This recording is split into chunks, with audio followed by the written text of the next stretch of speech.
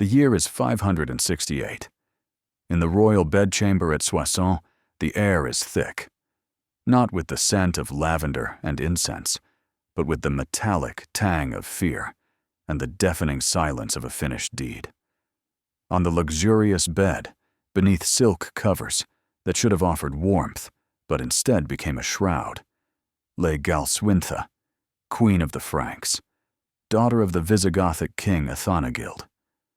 Her wide-open eyes, which only yesterday shone with pride and hope, now stared lifelessly at the painted ceiling. On her slender neck, the ugly mark of a strangler's cord bloomed red. This was not just a murder.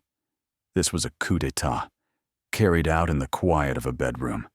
It was the coronation of another woman, one who just recently had served at the table, poured the wine, and silently endured the contemptuous glances of the rightful queen. Here, in this room, the central, terrifying paradox of Fredegund's life was laid bare. A throne won not by right of birth, but by a garrote. This single brutal act did not just end one life. It gave birth to a question that would echo through the centuries. How? How did a woman with no name, no land, no army, and not a single ally by blood manage to climb to the very pinnacle of power in a world ruled by men, by swords, and by dynasties? The murder of Galswintha was not the beginning of her journey, but the bloody culmination of a quiet, patient ascent from the absolute depths of Merovingian society. To understand the architect of this crime, one must first understand the brutal world that forged her, a world where kingdoms were as fragile as oaths, and human life was the cheapest currency of all. To answer the question how, we must first survey the chessboard on which this deadly game was played. The Frankish kingdom in the latter half of the 6th century, the state of Clovis's descendants, was a monolithic empire. It was a seething cauldron, a patchwork quilt stitched together from 3 warring parts: Neustria in the west, Austrasia in the east, and Burgundy in the southeast. These lands, ruled by brother kings, grandsons of the great Clovis, existed in a state of permanent civil war.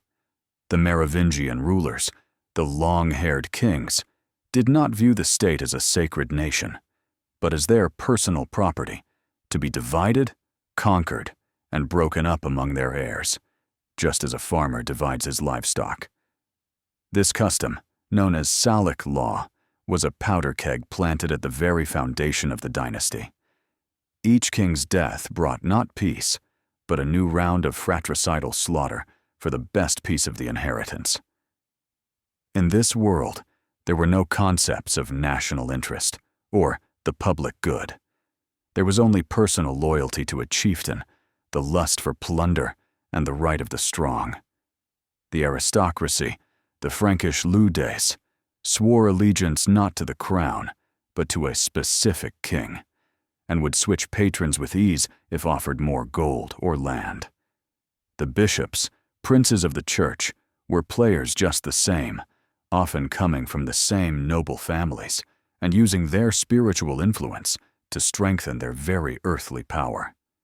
It was a world where conspiracies were woven by candlelight in monastery cells, where poison was as common a tool of politics as the sword, and where murdering a relative for the throne was considered less a sin than a sign of decisiveness. It was in this cruel, unstable, and utterly merciless ecosystem, where trust was a weakness and mercy a fatal mistake, that the star of Fredegund was destined to rise. She did not create these rules. She simply learned them better and applied them more effectively than those who were born to rule. Into this world of men and warriors, where lineage defined everything, Fredegund appeared from nowhere, a shadow without a past. The chronicles, written primarily by her bitterest enemy, Gregory of Tours, curtly and contemptuously state that she was a servant and Scylla at the court of Chilperic I, King of Neustria. In the realities of the 6th century, This word was a brand, signifying a position on the lowest rung of the social ladder. She did not belong to a noble Frankish or Gallo-Roman family. She had no lands, no dowry, no influential relatives to speak for her. She was part of the faceless palace staff, a function rather than a person. Her job was to serve Chilperic's first wife, Queen Galswintha, and perhaps the king himself. To be a servant was to be invisible. It meant hearing all the court gossip, knowing all the secrets, seeing the true faces of the nobles when they removed their masks of piety and loyalty. It meant understanding the hidden springs of power, observing how one careless word could cost a life, while a well-timed compliment could lead to promotion. It was a unique school of psychology and survival. Unlike the aristocratic ladies whose lives were mapped out from birth, Fredegund had nothing but her mind, her beauty, and her boundless ambition. Her origin was her greatest weakness, but paradoxically, it was also her greatest weapon.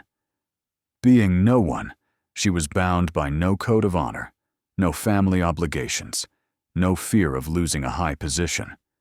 She had nothing to lose, which made her utterly free and incredibly dangerous. She was a blank slate on which any story could be written, and she chose a story written in blood and crowned with gold. Her shadowy past gave her an advantage. No one took her seriously until it was far too late. Unlike many great figures of history and mythology, whose births were supposedly accompanied by comets, prophecies, or signs from above, Fredegund's arrival in the world was marked by nothing. The chronicles preserve no legends of wise men foretelling her great destiny, or of stars aligning in a special pattern. Her story is not one of divine predestination, but of the triumph of human will in its purest, most undiluted, and terrifying form. If there was any prophecy in her life, it was not written in the heavens, but in the brutal laws of the world around her. That prophecy was the reality of the Merovingians. You are either a predator or you are prey. You either devour others or you will be devoured. This truth was obvious to everyone, but only Fredegund, stripped of the illusions of noble birth, accepted it as the only possible scenario for her life. Her fate was not foretold. It was forged by her own hand in the furnace of palace intrigue. Every step she took was not a journey along a path laid out by the gods, but the blazing of her own trail through a bloody thicket. She did not wait for signs. She created events. She did not pray for a miracle. She became the miracle, or rather, the nightmare, for her enemies. The absence of a mythological aura around her makes her story all the more striking and modern. This is not a tale of a divinely chosen ruler, but an almost scientific case study of how intelligence, multiplied by a complete lack of moral restraint and an absolute thirst for life, can change the course of history. Her only omen was the internal flame, the ferocious energy she must have felt within herself as she watched the powerful. She saw their weaknesses, their foolishness, their complacency, and she understood. They were no better than her. They were simply born into different circumstances, and she decided it was time to correct that accident of nature. The royal court at Soissons was not just a monarch's residence, it was a crucible of character, where only the strongest, the cleverest, or the most ruthless survived. For the young servant Fredegund, it became her university and her battlefield all at once. Every day was a lesson. She learned the art of being invisible when necessary, and dazzlingly attractive when it could be of use. She absorbed, like a sponge, all the subtleties of court etiquette, which was merely a facade hiding a web of conspiracies. Watching Queen Galswintha and her ladies-in-waiting, she studied the female methods of influence. Flattery, tears, playing on guilt, using children as levers of pressure. Listening to the conversations of nobles and warriors at the banquet table, she mastered the world of men. Brute force, military honor, political alliances based on shared greed or a common enemy. Her greatest teacher was King Chilperic himself. She saw him not as a mighty monarch, but as a man torn by contradictions. He was cruel but indecisive. He fancied himself an intellectual and a theologian, yet was susceptible to crude flattery. He craved power, but feared taking full responsibility. Fredegund deciphered his psychological code. She understood that he needed not just a submissive wife, but a partner capable of shouldering the burden of the dirtiest and most difficult decisions, a woman who would guide him, admire his supposed talents, and simultaneously fortify his power with her own steel will. She honed her skills of manipulation to perfection. She learned to tell everyone exactly what they wanted to hear, to reflect their own desires and fears, to become a mirror for their ambitions. This school of survival taught her the cardinal rule: trust no one, rely only on yourself. It was here, in the corridors of power, amidst whispers and glances, that the nameless servant transformed into a master of intrigue, ready to make her first move in the great game. Fredegund's first move on the path to the throne was a masterpiece of psychological warfare, a bloodless but no less brutal victory. Her target was Chilperic's first wife, Queen Audovera, a woman of noble birth who had given the king several sons and had no idea what kind of viper she had warmed in her own home. Fredegund did not resort to poison or a dagger. That would have been too crude and dangerous. Instead, she wove a brilliant intrigue, using the queen's own virtues against her, her piety and her motherly love. According to the account of Gregory of Tours, Fredegund, already the king's mistress and enjoying his complete trust, seized a moment when Chilperic was away on a military campaign. Audovera had just given birth to a daughter. Fredegund approached the queen with an air of innocence and lamented, "How is it that a queen of your rank cannot find a worthy godmother for her daughter?" She subtly hinted that no noble lady in the kingdom could compare in status to the queen herself. Misleading Audovera with flattery and false sympathy, Fredegund convinced her to commit a canonically forbidden act, to become the godmother to her own child. When Chilperic returned from his campaign, Fredegund arranged a grand welcome, and, with feigned joy, announced that Queen Audovera had done him a great honor. She had become his cometer, his spiritual kinswoman. According to the church laws of the time, the spiritual relationship created at baptism was equivalent to blood kinship and created an insurmountable obstacle to marriage. By becoming her daughter's godmother, Audovera had unwittingly become her own husband's spiritual sister. Chilperic, who was likely looking for an excuse to get rid of his tiresome wife, flew into a feigned rage at this sacrilege. Audovera was immediately repudiated, her marriage annulled, and she herself, stripped of her title and children, was exiled to a convent in Le Mans. Thus, with a single cunning move, without spilling a drop of blood, Fredegund cleared her path to the king's bed, eliminating her main rival and demonstrating her sophisticated, calculating mind. It was her first great victory, proving that her greatest weapon was not her beauty, but her intellect. To understand Fredegund's ferocious, almost irrational cruelty, one must peer into the depths of her soul and recognize the all-consuming fear that drove her every action. It was not simply the fear of death or the loss of power. It was the existential terror of returning to the nothingness from which she had so painstakingly escaped. For a woman of noble birth, losing status meant exile to a convent or a humiliating marriage. For Fredegund, the former servant, a fall would not just mean humiliation, but the complete erasure of her identity, a return to the faceless mass of servants, where she could be beaten, raped, or killed with impunity at the whim of any aristocrat. Every day of her ascent, she remembered the cold of the stone floors, the harshness of her master's commands, and her own utter powerlessness.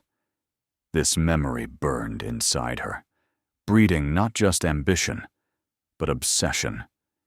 She had to not just become queen, she had to scorch the earth of any possibility, however hypothetical, of her own downfall. This is why her cruelty was not situational, but systemic. She destroyed not only those who stood in her way, but also those who might stand in her way in the future. She exterminated not just her enemies, but their children, their relatives, their allies, pulling up the very roots of potential revenge. Her stepsons, the sons of Audovera, were not just rivals for the throne for her own children. They were living reminders of her illegitimate position, ghosts of the past whose very existence could challenge her right to the crown. Her struggle for power was a struggle for survival in its most desperate and absolute form. Every murder, every conspiracy was another stone she laid in the wall, separating her from the abyss of oblivion and powerlessness. This inner demon, this panic-stricken fear of the past, explains why she could never stop, why every victory demanded a new, even more brutal demonstration of strength. She built her security on a foundation of others' fear, believing that if everyone feared her, no one would dare challenge her place. Having exiled Audovera, Fredegund confidently took her place beside Chilperic, but her position was still precarious. She was the favorite, the mistress, but not the queen. To consolidate her power, she needed to convert her beauty, wit, and influence over the king into real political capital. And here, she proved herself to be not just a skilled seductress, but a subtle politician. She understood that Chilperic, for all his cruelty, was a vain and insecure man. He envied his brother, Sigebert, the king of Austrasia, who was married to the Visigothic princess Brunhilda, daughter of King Athanagild. This marriage had brought Sigebert not only prestige, but also an immense dowry, strengthening his international standing. Fredegund, aware of this envy, may have herself pushed Chilperic towards the idea of an equally prestigious dynastic union. Chilperic proposed to Brunhilda's sister, Galswintha, promising Athanagild that he would break off with all his mistresses, including Fredegund, and make his daughter the one and only queen. For a time, Fredegund was dismissed from court, but this was merely a tactical retreat. She knew Chilperic's character better than anyone. She knew that his passion for her and his habit of relying on her advice would outweigh any political considerations. Soon after the wedding, Chilperic, tired of the gentle and pious Galswintha, summoned Fredegund back to his side. Her return was a triumph. She did not just reclaim her status as a mistress, she demonstrated that her power over the king was stronger than dynastic alliances and royal blood. The culmination of this process was the murder of Galswintha. By eliminating her second, more powerful rival, Fredegund achieved her goal. A few days after the murdered queen's funeral, Chilperic officially married his former servant, making her Queen of Neustria. Thus ended the first stage of her ascent. She had turned her body into an instrument of power, her insight into a strategy, and the king's love into a stepping stone to the throne. Now, she was not just the king's woman. She was the queen of the Franks. By marrying Chilperic, Fredegund reached a summit she could never have dreamed of. But it was at this very moment that the longest and bloodiest chapter of her life began. The murder of Galswintha was not just a palace intrigue, it became a geopolitical catastrophe that ignited a war lasting over 40 years. The murdered queen's sister, Brunhilda, Queen of Austrasia, and wife of Sigebert, was a woman no less ambitious, intelligent, and strong-willed than Fredegund herself. But unlike her, Brunhilda was a princess by blood, a proud daughter of Visigothic kings, and she could not forgive the treacherous murder of her sister and the humiliation of her family. She demanded vengeance. Her husband, Sigebert, spurred on by his wife and his own ambition to expand his domains, launched a war against his brother Chilperic. Thus, the Frankish kingdoms were split into two warring camps, personified by two queens. This was not merely a clash between Neustria and Austrasia. It was a personal, irreconcilable feud between two women, two worldviews. Brunhilda, relying on her legal right and aristocratic heritage, sought order, centralization of power, and adherence to Roman traditions of governance. Fredegund, the usurper queen, operated through terror, conspiracy, and bribery, relying on her personal guard and the loyalty of those she had raised from the dirt. The battlefields became an extension of their personal hatred. Cities were burned, nobles were exterminated, and the Frankish world plunged into a maelstrom of civil war, the root cause of which was the grievance of one queen and the fear of another. Fredegund understood that as long as Brunhilda lived, her own position and the lives of her children would always be under threat. For her, this was not a war for territory, but for survival. It was this conflict between two queens, two she-wolves defending their cubs, that would define the entire course of the Frankish state for the next half-century. Realizing that traditional warfare and politics, based on alliances with nobles, were too unreliable, Fredegund created a tool of power unique for her time, one that became her signature. She organized what modern historians might call a special service, or a death squadron. The chronicles call these men the Scarai, squads of elite, fanatically loyal warriors specializing in covert operations, espionage, and above all, assassination. This was her tactical masterpiece. In an age when the outcome of war was decided in open battle and the loyalty of the aristocracy was fickle, Fredegund bet on asymmetric methods. She recruited young, ambitious men of common origin into her guard, men who owed everything to her. She gave them money, status, and a sense of belonging to an elite. In return, they swore an oath of loyalty to her that was stronger than any feudal obligation. Her assassins operated throughout the Frankish kingdoms. They often disguised themselves as beggars, monks, or merchants, penetrating the very heart of the enemy camp. Their main weapon was the scramasax, a long, poisoned knife they hid in their sleeves or staffs. Fredegund personally planned the operations. She gave her agents not only a target, but also a cover story and escape routes. She promised their families generous rewards in case of their death, creating a cult of martyrdom in service to the queen. With her Scarai, she held in terror not only her external enemies, but also the internal opposition.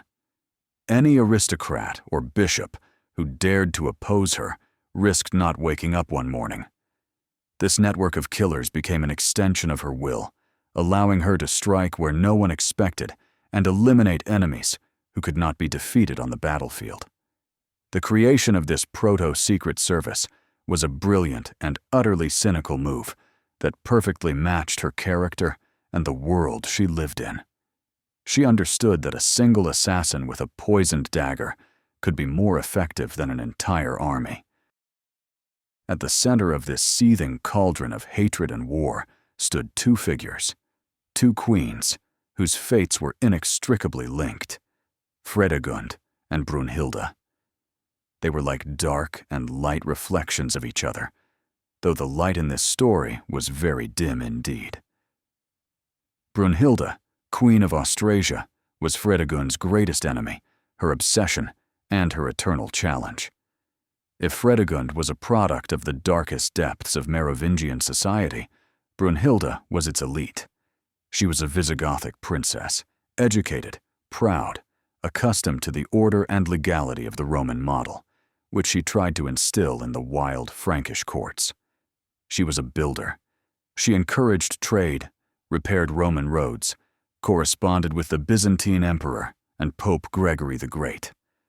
She saw herself as an heir to Rome, a civilizer. Fredegund, on the other hand, was a destroyer of the old order, chaos incarnate, who used any means to achieve her goals. Their feud was not just a struggle for power, but a collision of two worlds. Brunhilda despised Fredegund as an upstart, her sister's murderer, a woman of low birth who had taken the throne illegitimately. Fredegund, in turn, saw in Brunhilda the living embodiment of the aristocratic world that had always scorned her and which she had sworn to destroy or subdue. Their hatred fed on itself for decades. Every action by one provoked a reaction from the other. Fredegund sent assassins after Brunhilda and her son. Brunhilda incited other Frankish kings and nobles against Fredegund. They were two poles of the same magnet, two queen mothers fighting desperately for the future of their sons, who were destined to inherit this feud. This epic duel between two women, lasting nearly half a century, became the axis of all politics of the time, turning the Frankish Civil War into a personal vendetta where everything was at stake. The war between Neustria and Austrasia reached its climax in the year 575. The army of Sigebert, Brunhilda's husband, was larger and more successful. He defeated Chilperic's forces and occupied most of his kingdom, including Paris and Rouen. Chilperic and Fredegund found themselves trapped in the city of Tournai, on the verge of total defeat. It was a moment of truth, a crossroads of fate, where Fredegund had to either surrender and likely be killed, or take the most desperate and risky step imaginable. Defeat in open battle was a certainty. Sigebert had already been proclaimed king by the nobles of Neustria. It seemed the game was over. But it was in such moments of desperation that Fredegund's genius shone brightest. She made a decision that changed the rules of the game forever. If she could not defeat Sigebert's army, she would have to destroy Sigebert himself. She chose two young warriors from her personal guard, two of her loyal assassins. She gave them poisoned scramax axes and performed a ritual with them that resembled a pagan initiation, blessing them for their sacred task. Disguised as defectors wishing to swear allegiance to the new king, the assassins infiltrated Sigebert's camp at a place called Vitry. At the very moment Sigebert stood celebrating his victory among his warriors, accepting their accolades, the killers rushed him and struck him down with fatal blows from their poisoned daggers. In the ensuing chaos, they were, of course, killed by the guards, but their mission was accomplished. Sigebert's death instantly changed the entire political landscape. His army, deprived of its leader, disintegrated. The aristocrats who had just sworn allegiance to him immediately returned to Chilperic's banner. Brunhilda, caught in Paris, was transformed from a victor into a helpless widow with her young son, Childebert II, in her arms. With a single dagger strike, Fredegund not only saved herself and her husband from ruin, she won a war that had been lost. It was her most daring and most successful operation, demonstrating to the entire world that her arsenal contained a weapon more terrifying than swords and spears. After the assassination of Sigebert and the collapse of his army, Fredegund and Chilperic reached the pinnacle of their power. They reclaimed all their lost territories, seized the Austrasian treasury, and captured the widowed Brunhilda. At this moment, Fredegund was not just a queen consort. She became the de facto co-ruler of Neustria, a shadow cardinal dictating all domestic and foreign policy.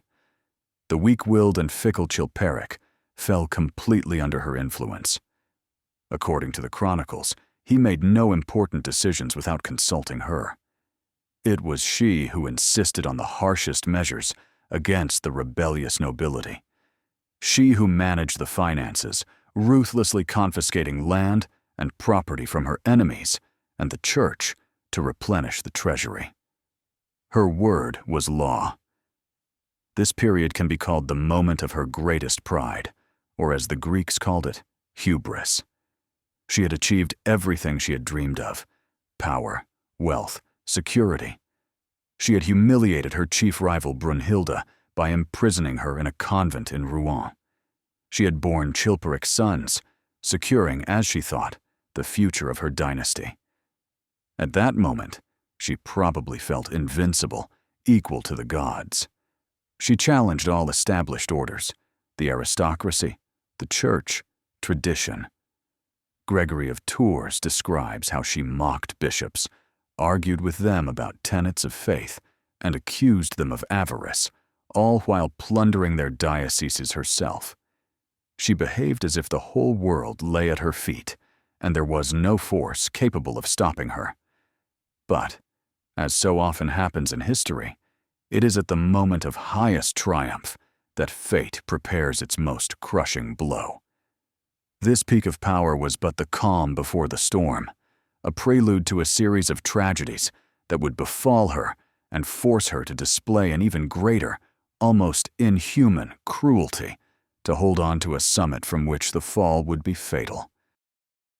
At the height of her triumph, when it seemed her power was absolute and nothing could threaten her, fate dealt Fredegund a blow from which she barely recovered. In the year 580, a terrible epidemic of dysentery swept through Gaul, claiming thousands of lives. The disease spared neither rich nor poor, and one day it entered the royal palace. One by one, both of Fredegund and Chilperic's young sons, her heirs, her only guarantee for the future, fell ill and died. For any mother, this would have been an unbearable tragedy. For Fredegund, it was something more. It was the collapse of everything she had fought, killed, and risked her life for. In her paranoid mind, accustomed to seeing conspiracies in every whisper, the death of her children could not be an accident. She could not accept that it was the blind will of nature or the wrath of God. To her, it had to be the work of her enemies, perhaps witchcraft sent by her hated rival Brunhilda or her supporters. Gregory of Tours describes the queen's scene of despair. She wept, tore her hair, and ordered tax records to be burned, hoping to appease the heavens and avert the curse. But this was only an outward display. Inside her, a cold fire of rage and vengeance burned. Having lost her children, she decided someone had to pay. Her suspicion fell on those who might benefit from her misfortune, Chilperic's surviving sons from his first marriage to Autovera. Chief among them was Clovis, who had reportedly remarked carelessly that the path to the throne was now open to him. Fredegund's personal tragedy did not soften her. On the contrary, it turned her heart to stone. She channeled all her maternal grief, all her fury, into a single purpose: the total annihilation of anyone who might threaten her future offspring, should God grant her another son. These first cracks in her seemingly unbreakable armor heralded a new, even bloodier storm. Fredegund's reaction to the death of her sons was swift, irrational, and terrifying.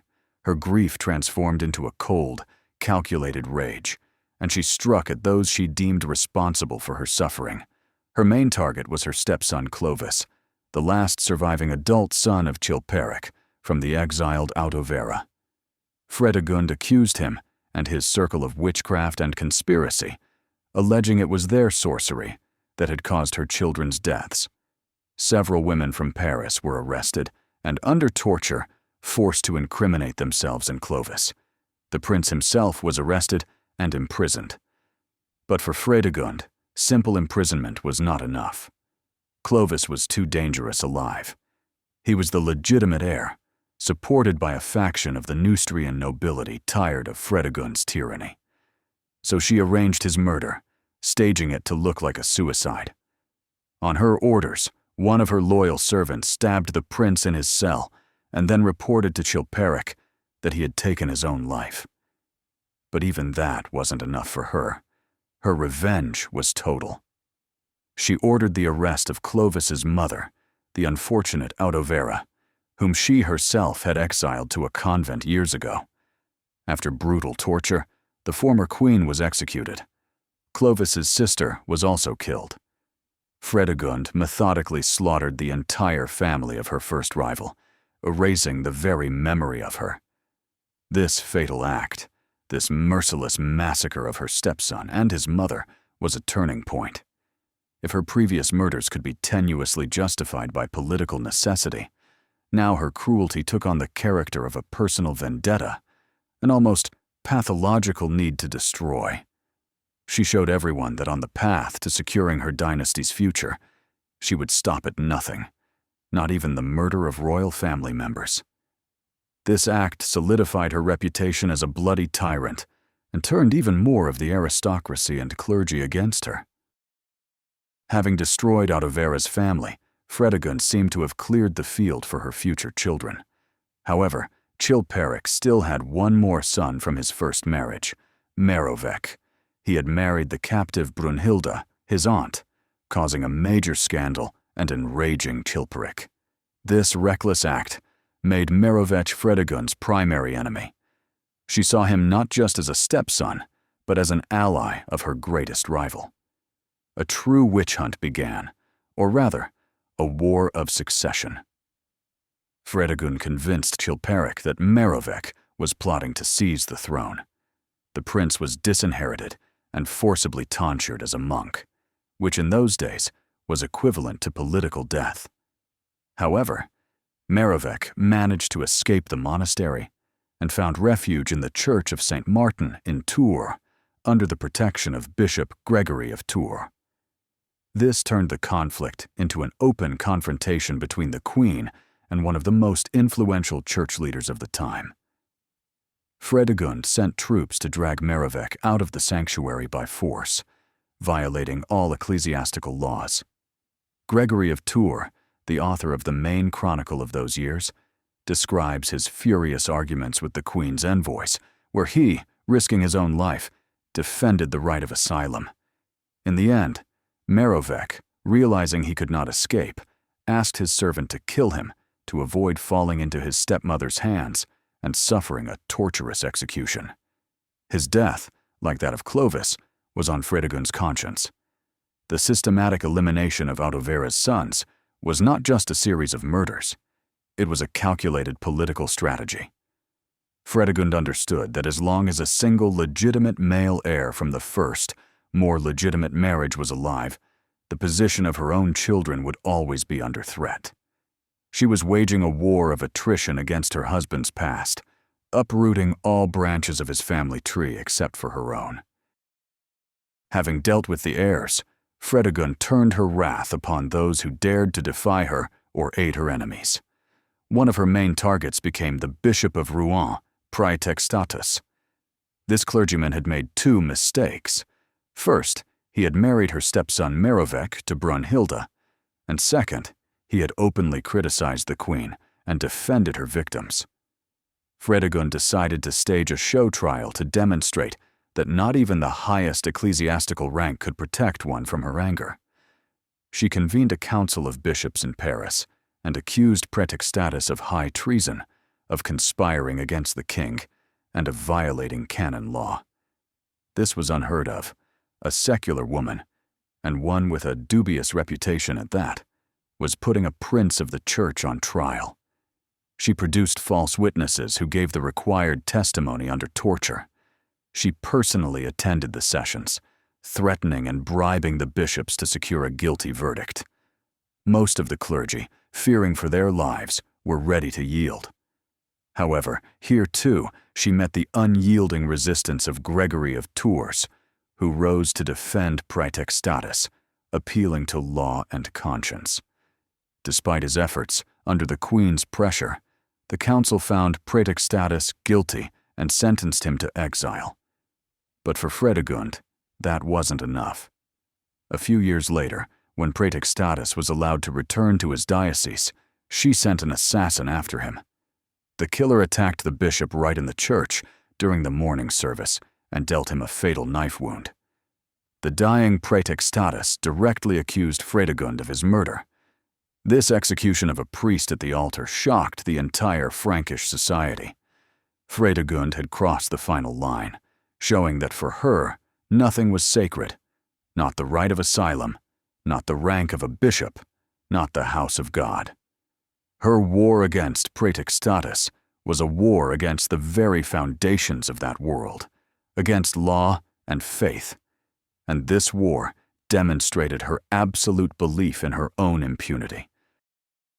Having consolidated her power in Neustria with an iron fist, Fredegund extended her secret war into enemy territories. Her main targets became King Guntram of Burgundy, who supported Brunhilda, and Brunhilda herself with her young son, Childebert II, King of Austrasia. Unable to defeat them in open battle, she once again resorted to her favorite weapon, the assassin's dagger. A true war of shadows began, a series of daring assassination attempts that kept all the Frankish courts on edge. She repeatedly sent her Scari to kill Guntram. One of the assassins was captured and, under torture, confessed he had been sent by Fredegund. Another time, a killer tried to stab the king right inside a church. Guntram became so paranoid that he only appeared in public surrounded by a large guard. Brunhilda and her son were in no less danger. Fredegund's agents constantly wove conspiracies at the Austrasian court. Gregory of Tours describes one episode where several assassins were caught at once, sent with the sole purpose of killing the young King Childebert. They were equipped with poisoned weapons and operated under various pretexts. These constant attempts created an atmosphere of total fear and mistrust. No one could feel safe. Fredegund turned politics into a game of Russian roulette, where the life of any monarch or aristocrat could be cut short at any moment. She was a master of psychological terror. Even when her attempts failed, they achieved another goal. They sowed panic, forced her enemies to spend vast resources on security, and made them suspect everyone in their entourage, leading to internal purges and the weakening of their power. This shadow war was her way of compensating for Neustria's military weakness. She could not field an army equal to the combined forces of Austrasia and Burgundy, but she could make their kings tremble with fear in their own bedchambers.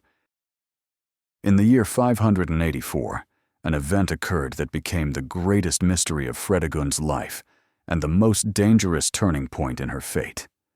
Her husband, King Chilperic I, the pillar of her power and the father of her only surviving son, the infant Clothar, was assassinated.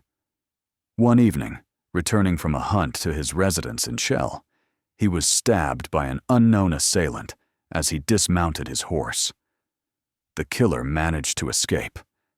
This crime plunged the kingdom into chaos, and for Fredegund, it was a catastrophe. She instantly lost her status, her protection, and the source of her power. She was now merely a widow, the mother of a young heir, surrounded by enemies who had waited years for a moment to take their revenge. The main question that still puzzles historians is, who killed Chilperic? There were many theories. Fredegund's enemies, including Gregory of Tours, immediately blamed her. They claimed she had a lover and had killed her husband to get rid of him and rule as regent herself. Other sources suggested it was revenge from Brunhilda and the Austrasians for the murder of Sigebert. Still others believed it was the work of the Neustrian nobility, tired of the tyranny of the king and his wife. Paradoxically, her husband's murder was completely disadvantageous to Fredegund at that precise moment. She lost everything. Chilperic was her shield, her instrument. Without him, she became incredibly vulnerable. Nevertheless, her reputation was such that most of her contemporaries believed in her guilt. Regardless of who dealt the fatal blow, the consequences were clear. Fredegund was on the brink of total collapse. The entire bloody path she had carved from servant to queen could end in an instant on the executioner's block. She was about to face the harshest test of her life, fighting now not for power, but simply for survival, her own and her son's. Left without her husband's protection, surrounded on all sides by enemies who thirsted for her blood, Fredegund made the only possible move to save her life and the life of her 4-month-old son, Clothar. She made a desperate dash to Paris and, seizing the main treasures of the royal coffers, took refuge in the Cathedral of Notre Dame, requesting church sanctuary. It was an act of extreme desperation and simultaneously a brilliant tactical move. Overnight, the all-powerful queen, who had herself trampled on the right of sanctuary when pursuing her enemies, was now appealing to it. She who despised bishops now sought salvation at the altar. The cathedral became her fortress and her last line of defense.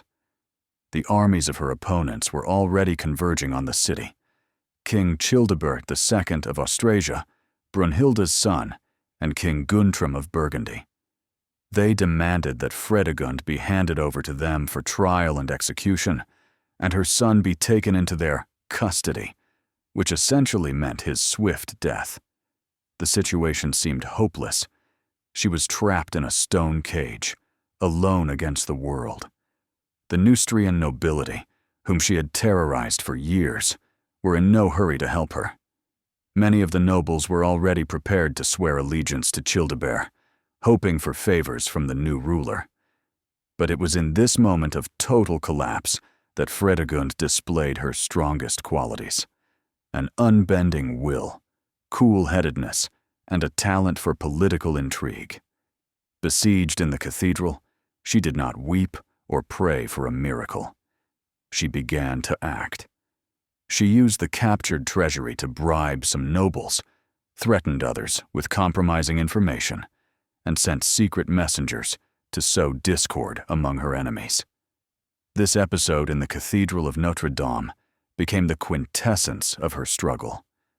Cornered, stripped of everything but her mind and her will to live, she prepared to fight her last and most desperate battle. Locked away in the cathedral, Fredegund transformed from a queen tyrant into a mother wolf protecting her only cub. All her energy, all her cunning and cruelty were now directed towards a single goal: to ensure the survival of the infant Clothar II and preserve his right to the throne of Neustria. This was the most difficult game of her life, and she played it from an extremely weak position. Her main adversaries were Chilperic II and Guntram. They demanded Clothar be handed over, claiming he was not the legitimate son of Chilperic and challenging his right to the inheritance. Fredegund knew that giving up her son meant signing his death warrant, and so she made a brilliant move.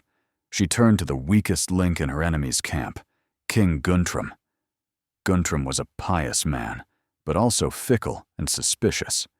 He feared the growing power of his nephew Chilperic, who, by uniting Austrasia and Neustria, would become the most powerful king of the Franks. Playing on these fears, Fredegund secretly offered Guntram a deal. She asked him to become Clothar's godfather, recognize him as the legitimate heir, and take him under his protection. In return, she promised him her loyalty and a share of influence in Neustria. To prove her son's legitimacy, she gathered 3 bishops and 300 Neustrian nobles, who took a public oath that Clothar was indeed the son of Chilperic. After some hesitation, Guntram agreed. The alliance was unnatural. Guntram himself had nearly fallen victim to Fredegund's assassins. But political advantage outweighed the old feud. Arriving in Paris, Guntram took Clothar under his protection, forcing Childebert's troops to withdraw. Fredegund had bought time. She sacrificed a portion of her power, placing her son in the custody of an enemy, but she saved his life and preserved his crown. It was a desperate but correct gamble, demonstrating her ability to find a way out of utterly hopeless situations. Emerging from the cathedral under Guntram's protection, Fredegund had no intention of settling for the role of a humiliated widow. She began the long, painstaking work of restoring her power, and to do so, she had to use those she had previously despised and destroyed, the Neustrian aristocracy. She understood that the nobles feared a takeover of Neustria by Austrasia, no less than she did. If the kingdoms were united under Childebert II, they would lose their privileges and influence to the Austrasian nobles. Fredegund turned this fear into her main political tool. She began secret negotiations with the most influential aristocrats of Neustria, many of whom had been her former enemies. She promised them lands, titles, and forgiveness for past grievances. She appealed to their Neustrian patriotism, convincing them that only she and her son were the guarantors of their independence. She no longer operated solely through terror. She learned the art of compromise and diplomacy. She built a new coalition around herself, based not on fear, but on common interest. This new alliance allowed her to gradually push aside the guardians appointed by Guntram and regain real control over the kingdom as regent for her son. She masterfully played on the conflicts between Guntram and Childebert, making alliances with one and then the other, never allowing them to unite against her. She turned her weakness into a strength. As a mere regent, she could act with more flexibility than sovereign kings bound by obligations. She blackmailed, bribed, seduced, and persuaded, slowly, step by step, rebuilding her kingdom and her power from the ashes. This was perhaps the most complex and intellectual period of her rule, where she proved she was not only a master of the dagger, but also a virtuoso of the political game.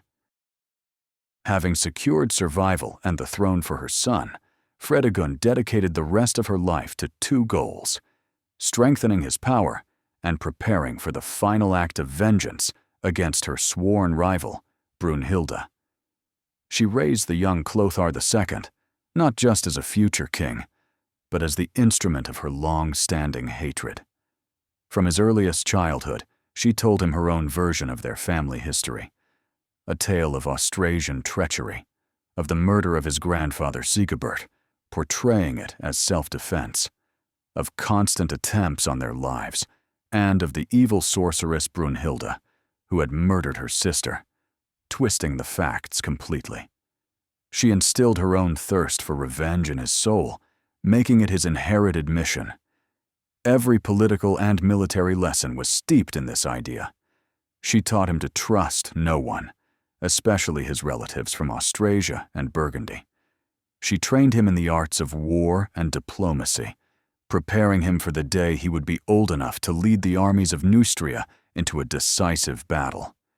Fredegund did not simply wait. She actively prepared the ground for her son's future triumph. She reformed the Neustrian army, strengthened alliances with the nobility, and stockpiled gold in the treasury. She continued her secret war, sowing discord at the Austrasian court, supporting rebellious aristocrats, and weakening Brunhilda from within. She was a patient and deadly strategist, preparing for one final devastating campaign. Her upbringing was not merely a transfer of knowledge, it was a transplantation of her own will, her memory, and her hatred into the consciousness of the next generation. She wanted to ensure that even after her death, her war would be continued and brought to a conclusion. And in this, she succeeded. Clothar II grew up convinced that his primary duty and destiny was the destruction of Brunhilda and her descendants. Once Clothar II was old enough to formally take power, Fredegund, remaining the chief strategist, launched her final military campaign. It was a series of bold and well-planned military operations designed to reclaim Neustria's lost positions and prepare a final blow against Austrasia. After the death of King Guntram in 592, his Burgundian kingdom passed to Childebert II, Brunhilda's son. Fredegund's enemies had united and were stronger than ever. It seemed Neustria had no chance of victory.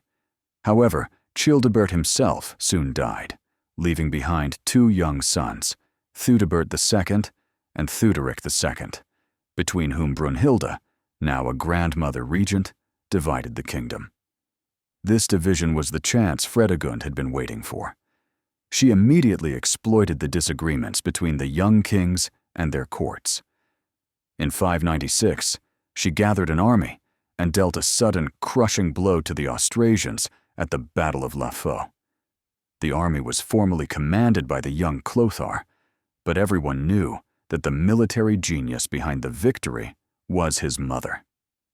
This victory allowed her to retake Paris and many other key cities. She was not just reconquering land, she was restoring Neustria's prestige and showing everyone that her kingdom was once again a formidable power. These last years of her life were filled with feverish activity. She personally inspected troops, conducted diplomatic negotiations, and forged alliances with barbarian tribes on Austrasia's borders to weaken the enemy from two sides. She worked herself to exhaustion, as if sensing she did not have much time left, and hurried to do everything possible to leave her son a strong, battle-ready state, prepared for the final round of the struggle. The resolution of this bloody drama was filled with a dark irony that would surpass the imagination of any playwright. Fredegund, a woman whose life was synonymous with violent death, who had dispatched dozens of assassins and unleashed wars that claimed thousands of lives, did not herself fall to a dagger or poison. In the year 597, at the age of about 50, after a series of brilliant military and political victories, she died in her bed in Paris, surrounded by honor and glory. Her death was peaceful and natural. She departed undefeated, having achieved almost everything she desired. She died a queen mother, leaving her beloved son on the throne, to whom she bequeathed a strong, unified kingdom and a burning hatred for their enemies. It was the most unexpected and paradoxical end to her journey. She who had lived by the sword did not die by the sword. Fate, it seemed, had rewarded her for all her crimes, allowing her to leave on her own terms. She was buried with great honors in the church of Saint-Germain-des-Prés in Paris, next to her husband, Chilperic. Her tomb was adorned with a mosaic of copper and precious stones. The former servant found eternal rest in the sepulchre of kings. But this was only a temporary respite in the Great War, the calm before the final, most terrible storm. Fredegund was dead, but her will lived on in her son. She left behind a perfectly prepared plan for revenge and an executor ready to carry it out. Her ironically peaceful death was merely the prologue to the most brutal act of this long tragedy, one that would play out after she was gone. Fredegund's death in 597 did not bring peace to the Frankish lands. On the contrary, it only postponed the final, most monstrous scene of the drama. Her son, Clothar II, raised in hatred and a thirst for revenge, continued his mother's work. For years, he waged war against his cousins, the sons of Childebert and grandsons of Brunhilda. He patiently waited for his moment, using the same methods as his mother, sowing discord between the brothers, bribing their aristocracy, and making secret alliances. Then, in the year 613, his moment came. The Austrasian and Burgundian nobility, weary of the domineering and harsh hand of the elderly Queen Brunhilda, betrayed her. They secretly conspired with Clothar and handed over their queen and her great-grandsons, the young sons of Theuderic. Clothar II, the son of Fredegund, could finally realize his mother's dream.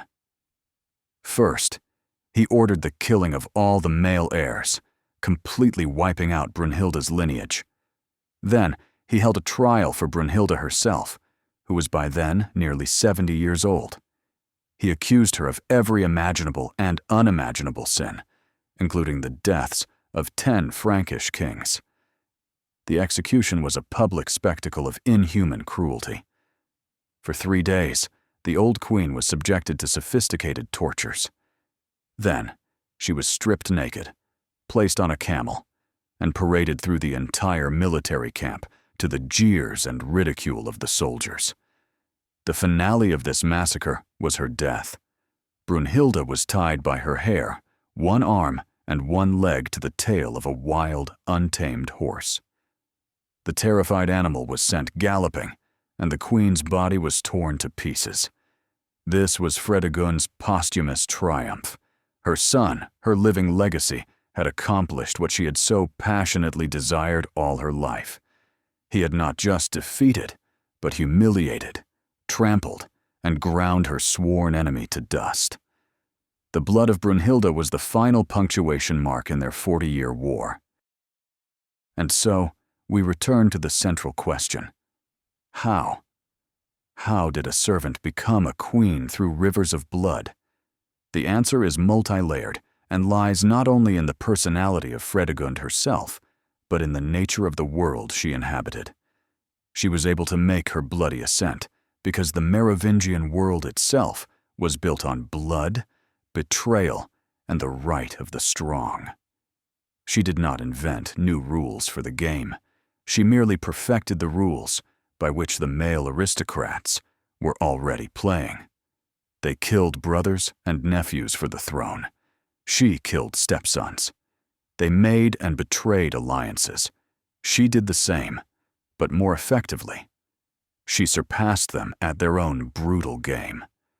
Her low birth became her greatest advantage. Unlike noble ladies, bound by etiquette, and kings, tied by dynastic obligations, she had no constraints. She had no family honor to protect. Her only values were life and power, and to preserve them, all means were justified.